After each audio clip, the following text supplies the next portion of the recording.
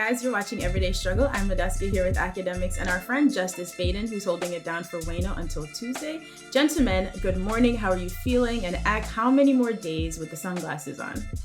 I'm not gonna lie. I'm kind of like in a look down, and also I've been told by people that I'm a different breed off the sunglasses. You get me? It works. It's more effective than the henny. No cap. I'm telling y'all the truth. Y'all like hearing it.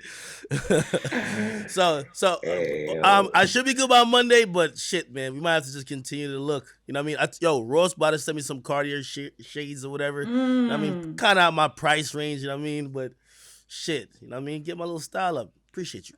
I love that it took Pink Eye for him to make a big life change, yo. Whatever makes it work, though, academics. All right, guys. So this week, Tyler, the Creator, was on Twitter reminiscing about the great era of mixtapes. So specifically, he said he was talking about the 0209 tapes, and he praised 50 Cent and G Unit for releasing some of the most classic tapes of that era. Then he went on to add how much he felt that 50's personality helped his rise. So I'm paraphrasing slightly here, but Tyler said, when people ask why my favorite rapper didn't blow up, it's probably because he has the personality of a chair.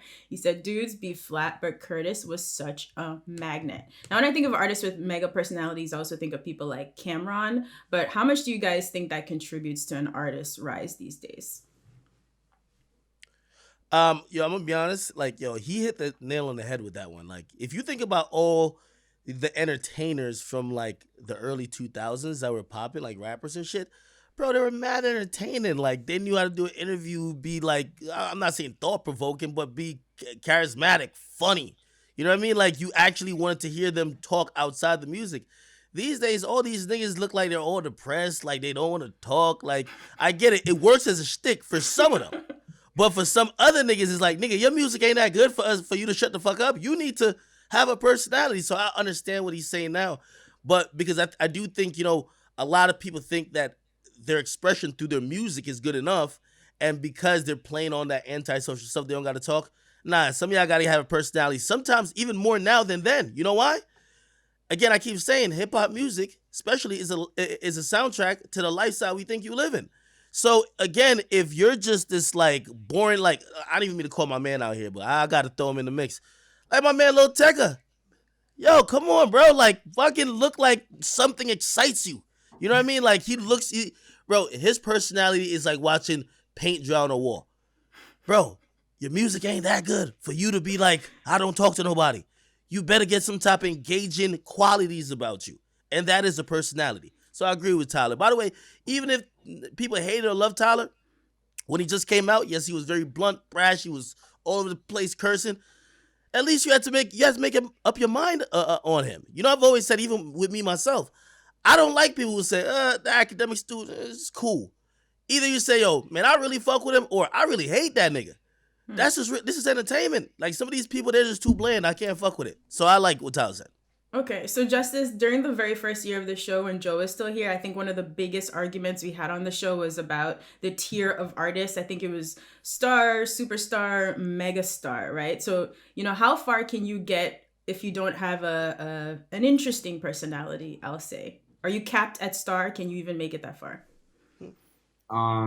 Yeah, I think anything is possible, just to be on the safe side, but probably stars as probably as far as you can go. You can be beloved, you can have a cult fan base, you can have all those things, but in terms of being a superstar, that's just like that's you defining the mediums of music. That's you being able to carry a show, being able to carry an award show, being able to carry a TV show, being able to carry a movie, like being able to just to carry yourself, and yeah, and having a personality, having a sense of humor, and even there's an art form to even not being an outgoing person. You don't have to be the most outgoing person or the most like the loudest in the room to show a personality. But I feel like certain people haven't mastered that art yet. So yeah, no, I completely agree with Tyler the Creator. I'm just being being a dry character with no point of view. There's better out there. So when I think of artists RIP to Pop Smoke. He comes to mind when I think of an artist who was so charismatic and that really helped to push his career forward. And then in terms of outliers, what do you guys think about someone like The Weeknd? He doesn't do a lot of press or interviews, is not necessarily very present on social media, but still has this very loyal following. Yo, I'm glad you brought that up. No lie. I only speak facts on the show. I got this dude. He came from like my audience. I work with him. He be out here. Some of my audience know his name is Chosen. Every time I tell him, I said, nigga, you gotta have a personality. That's my whole thing. I'm like, bro, people on social media, you know why you don't have a lot of followers? You don't talk.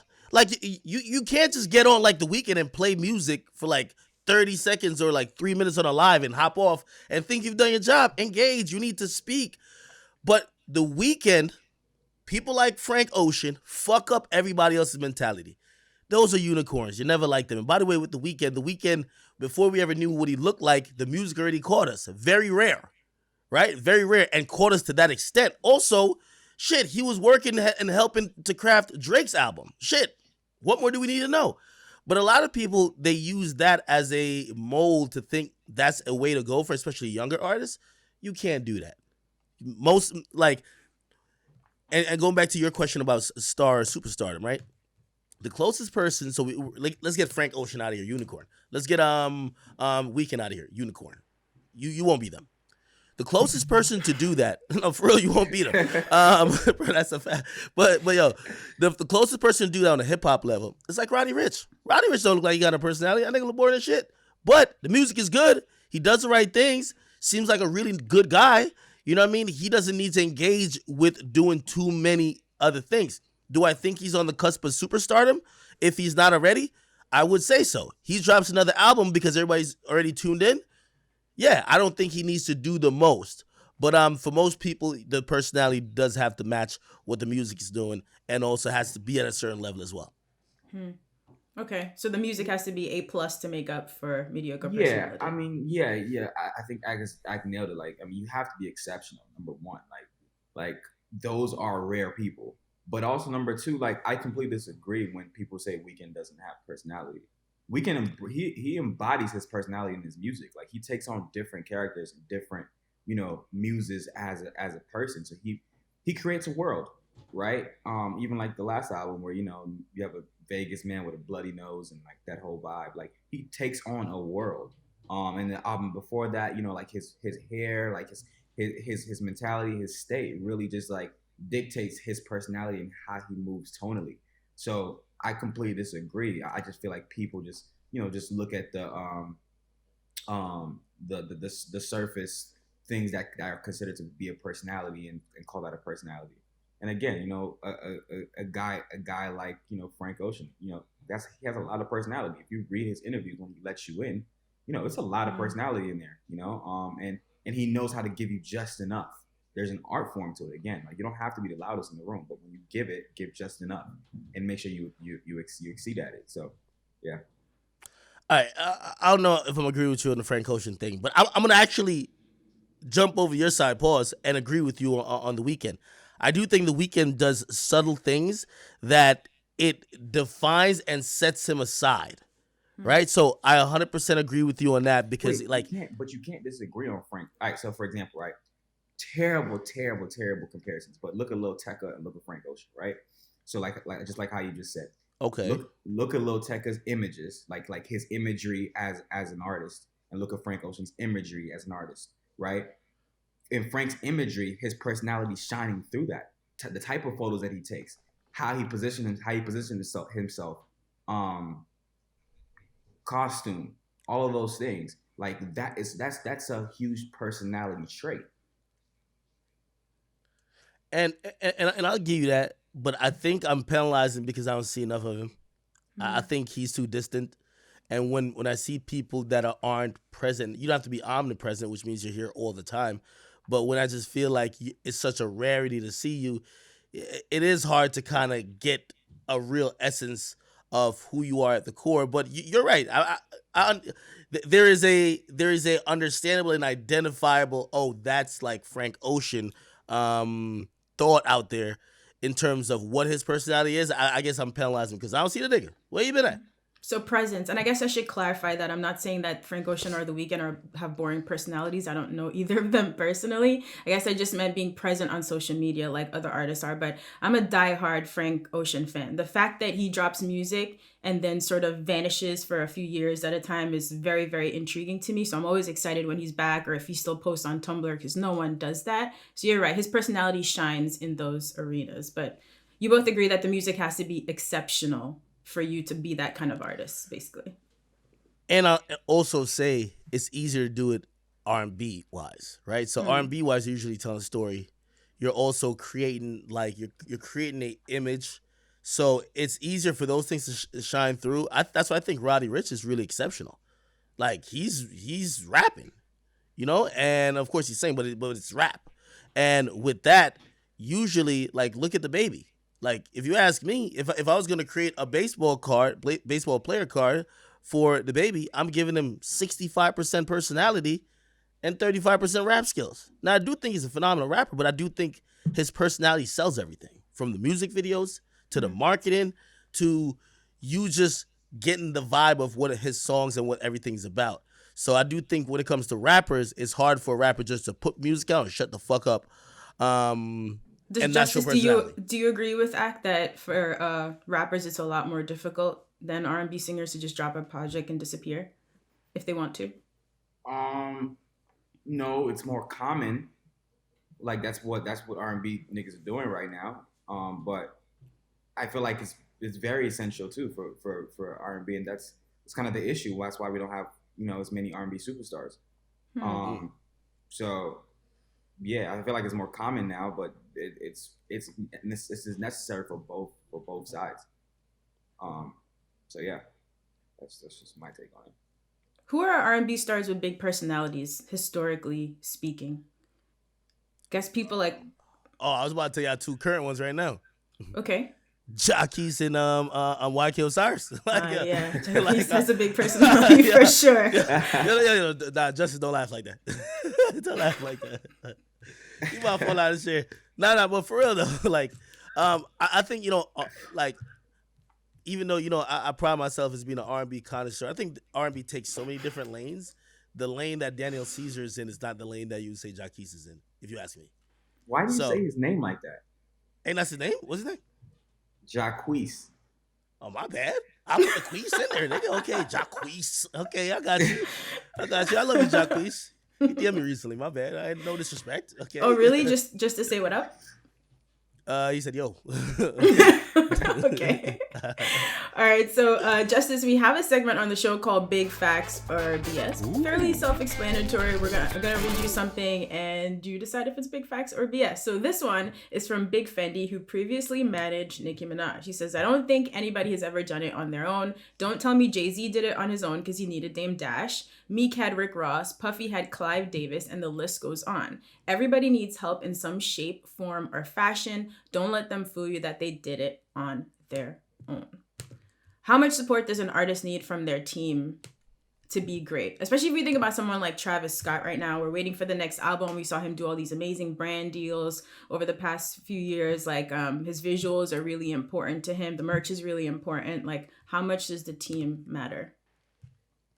So what am I supposed to say? Big facts or Fendi? It's either big facts or bullshit. Oh yeah, big facts. I mean, I'm clearly biased, but bro, like, you just need infrastructure. You can't be a global brand without infrastructure. So yeah, you need a team, and you need a competent team, an exceptional team to be an exceptional artist. Hey, well, I would also say big facts, but I think for the people who, and by the way, who the fuck thought Jay-Z did it by himself? What the hell? The people who we would think, or I would think did it by themselves, it's usually you don't know the people who are their right-hand man and doing a lot of heavy lifting and assisting, right? Like, I don't know personally that person. Actually, I've read some articles by him. The dude that he be doing everything for Chance. He be making shit work. He be filling in all the gaps. Cool. Okay. But even like somebody like Russ, people like Russ and like even like J. Cole, the niggas who love saying they rapped, they're basically doing the quadruple double. Yo, I rapped, I recorded, I made a beat, I mixed it, mastered it, shipped it out. Those niggas, that's who I usually look at and be like, so you just did this whole shit yourself, right? But usually, like, if you get close enough to those people, maybe the people around them aren't that, known. But I've been around Russ a couple times, and I could tell the people who are making and connecting the dots. And I think even Russ, I made the ball, I built the net, I built the court, and I shot the hoop. I'm pretty sure he would also say he's not just a product of his own, work. People always assist, and I think that's always lost in the shuffle. People like Justice don't get no credit. You know what I mean? They only get blamed when the artist starts complaining. That's just how it goes. Thank you. I appreciate when the artists start complaining, yo, this nigga ain't did shit. Yo, some jobs in hip hop, thankless jobs. What I mean is that, like, your accolades are usually success that comes in different form, but it's never people actually saying, "Oh wow, look what you've done," right? And you're really never noticed until you fuck up, or maybe you didn't fuck up, but people are saying you fucked up, or somebody's blaming you. I think sometimes media is like that. I definitely think management is like that. You never see a dope play and be like, "Oh shit, yo, who's this nigga's manager?" But let something fuck up. Where was his manager at? This nigga don't got a manager? Yo, where this nigga label at? That's just how it goes. It happens. It's a tough job, man. You're on a very emotional ride with these artists all the time. All right, so guys, the BET Hip Hop Award nominees were announced this week. The show's coming up on Tuesday, October 27th. So I want to go through some of the big categories with you guys. Tell me if you feel like anyone is missing. DaBaby picked up the most nominations. He's leading with 12. Roddy Ricch with 11. Drake and Megan Thee Stallion with 8 apiece. So let's start with Artist of the Year. I think you have these categories in front of you. DaBaby, Drake, Future, Lil Baby, Megan Thee Stallion, and Roddy Ricch. Is this a solid lineup here? Solid lineup. Yeah, but it is the lineup. Yeah, it is the lineup. Who you got? I wanted to hear what you got, Justice. Lil Baby. Just quality of music, like the street temperature. I mean, I'll probably throw NBA YoungBoy in here somewhere, but I get why I'll get why they just omitted him in BT, because I get it, but. Yo, Justice, you're an R&B dude, bro. What you know about YoungBoy? Yeah. I thought you were the R&B connoisseur. I'm confused. Get your story straight. Yeah, but it's LVRX. Come on. No, yo, clearly Lil Baby for me. Okay. Album of the Year. Blame It on Baby. Kirk. So the Baby's nominated twice. High Off Life from Future. My Turn from Lil Baby. Sugar from Megan Thee Stallion. Sorry. And Please Excuse Me for Being Antisocial from Roddy Ricch. Justice. Who do you have? I got Lil Baby. Okay, My Turn from Lil Baby. Ak, you agree? First of all, I do want to say, ain't niggas is dick riders, ain't they? Yo, look at y'all. Remember when DaBaby dropped the second album, that Kirk niggas flamed it. Y'all remember on Twitter? Joe, he just keep rapping the same. It wasn't until Rockstar popped off as a bona fide solid number one that niggas started be like, "Oh, this album wasn't that bad." You know why? Because niggas was hating at first. Remember that. Anybody who's listening to my voice, see if y'all remember that. Okay, cool. But none of his albums deserve the nod or the win. Clearly, it's Lil Baby My Turn. But I will say, Roddy Ricch's album, I know he had the box that did really well, but niggas forget, by the way, salute to 1500 Nothing. They mixed and the transitions with that album, one of the better albums that was put together well this year, but I'm still going Lil Baby. All right. Lil Baby dropped the classic. Facts. The deluxe was even classic. Shit. Yeah, it was amazing, impeccable. So far we're all agreed. Song of the Year. Bop, Life is Good, Rockstar, Savage Remix, The Box, or a 2C Slide. What? Come on, man. You know you're doing that right foot up, left foot slide. Stop playing, man. Yeah. So did someone not deserve to be in this category here? Hold on. I'm going to tell you what I got. Okay. If this was video of the year, I would go with Bop. Life is Good just seems too easy. I'm going to go with The Box. You have to give credit for what Roddy did with that song. I'm going with The Box. Justice? Throw the whole list away. The whole list. Damn. As Song of the Year? I get it though. I get it. Who's If your I contenders be, or even maybe just top two? Emotionally Scarred should win this, but it's okay. oh God, yeah, Mm. yeah. All right, so the baby all Emotion. the way for the sweep. All right, so here's a category that he wasn't nominated in. Maybe this is helpful. Whoa, Best whoa, new whoa! artist. Wait. Uh-huh. I'll pick Life is Good.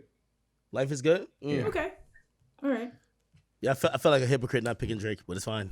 Try to be fair. Don't Go worry. He knows your strong allegiance, academics. All right, so our last category is Best New Artist. Nominees: Flo Milli, Jack Harlow, Mulatto, NLE Choppa, Pop Smoke, and Rod Wave. I'll try to go quickly. First of all, Pop Smoke should be receiving some type of just award or tribute overall. Clearly, I would say Pop Smoke here. I'll rank them if you ask me. I say Pop Smoke should win, but I do love what Rod Wave has went crazy this year. Rod Wave has had a phenomenal year, and I remember when we first talked about him, when it was like Fast Break last year. Oh my God, this guy, even in the pandemic year, the 2020, the year of the world ending, he's been going crazy. I have to also salute to Mulatto as well. Mulatto's going crazy as well. And Jack Harlow, we gonna figure out about this possible industry play. Nah, that's my guy. He's doing his thing too. So, Pop Smoke for me. Um, I'll give it to Pop Smoke because from an entire viewpoint of things, he covered all the bases. But Rod Wave got the hood with the IV attached to their arms, fiending for his music. That They is true. breathe him That in the streets. you're right They about that. they one. need Rod Wave every day like a cup of coffee. Yo, and not only that, like, bro, he's the last fat nigga to pop off since Rick Ross. Like, that's an accomplishment, bro. It is. Like, yo, don't nobody give a fuck. Like, yeah, Rod Wave, man, salute to you, bro. I couldn't have called Rod Wave. I remember when I first saw him popping up on my Twitter, and I was just like, bro, y'all got. I was like, y'all are tripping, bro. There's no way Rod Wave is actually going to be a wave, and he was a wave. And I actually listened to the music, and I was like, my bad, couldn't call it. Wait, why? Is it because maybe the look, and we was trying to get married to the music? Like, instantly it hit me. It was a combination of, like, just sonically sound like YoungBoy and Kevin Gates, a little bit more gospel sounding. You get me? It was the look, and that's when I realized that. That's when I realized that I had to update my iOS internally because I'm like, doesn't matter. Or the music could be that good that it don't matter. Right. All right, so let's see how many of your picks are accurate once the awards show airs. And now, on to 21 Savage and Metro Booming. So 21 and Metro released a trailer announcing the date for Savage Mode 2. Spoiler alert, that is coming this Friday. And it was cool because the trailer had some narration by Morgan Freeman. I feel like we have big expectations for this. We haven't heard from 21 in a long time. Ak, what are you expecting or hoping for on this project? I'm expecting nothing short of a classic. 21 Savage is someone who he always, and listen, these are personal conversations he's had with me. He said, man, fuck what everybody else doing. I'm going to move on my time. And I don't care what the fans are saying, even when they try to rush. Because sometimes fans, we digest music a little quickly. He always tries to give quality rather than quantity. And it's worked for him his whole career. This has been a long-awaited, I'm going to call it a reunification. But, like, truthfully, both these men, they make great music together. So I'm looking for some raw, unfiltered music, and I'm thinking it's going to be a classic. 21 hasn't spoken in a while. We know he's been through a few things, hasn't given us an album since then. I want to know what direction he's going in, but from what I've heard, it might be a classic. I ain't gonna lie to you. Yo, you just put the beat. Oh, Yo, what's wrong with this guy, man? yo, Justice, can I live? I can't live that. Nah. 21. Yo, listen, man. I got my Zone 6 hat on, man. I'm gonna be a little biased today, bro. Zone 6, No, I mean, come on, man. No, like 21 is definitely gonna sink this shot from 3-point all net. Him and Metro, I believe it. Only thing that scares me or that worries me is how filthy can he get, because he's trying to. I can tell that he's evolving as a human. So, like, how filthy can he get in terms of, like, really getting that savage mode, you know, feel that we're used to without, compromising himself or compromising his beliefs. So that's just my only fear. But besides that, like, I know the music is gonna be great. All right, so another big release coming this Friday for the R&B connoisseurs here. Bryson Tiller confirmed that his third project is dropping October 2nd. We know that Drake is featured on it, so Academics is of course Wait, excited. he's dropping the whole project Friday? Mm-hmm. Yeah. October 2nd. Tonight. Tonight. Tonight, Oh yeah, it's midnight. Thursday, Come on, Friday. Yeah. And shout out to Bryson. So he's from Louisville, Kentucky, where Breonna Taylor was murdered. So he also honored her by putting up billboards across his hometown, Kentucky, instead of just strictly promoting the album, which I think is really amazing. Expectations for this project, my friend? I hope and I think he will deliver. I'm hoping he's gonna deliver. You know why? Because I do believe that I think the last album and the reaction by fans really affected his psyche a little bit. I do think, just seeing a few things here and there, I think he's in a way better place. And I think around the time when he dropped the second album, even though I always thought people hated on it a little bit more than it deserved, I think it fucked him up. And I think him being a different and better mental space is probably gonna have him deliver a better project. So I'm excited to hear it. Justice? Is this a conflict of interest? No. I mean, I'm gonna keep it a buck. Like, I want Bryson to win really bad, and I think that Bryson's a great artist. I just think that the thing that lacks, and it has been lacking for a very long time, is production. I think Bryson needs a producer. He needs somebody to make his vocal more exciting, because he has a lot to say, but I just feel like it's flatlined because of production. So if he's able to find somebody to help uplift that, I think he'll be more than all right, because he has a great point of view. But if that doesn't happen, then I'm nervous. But neither here nor there. I want him to win really bad. So. All right, so two really anticipated projects. So your homework assignment, of course, for this weekend, both of you, to check these out, and we'll talk about them on Monday. A lot of good music coming. Guys, that is our show for the week. Thank you for watching. Send us some more fan questions. We're on Twitter at EverydayStrug with 2 Gs. Have an amazing weekend, and we'll see you here Monday on Complex.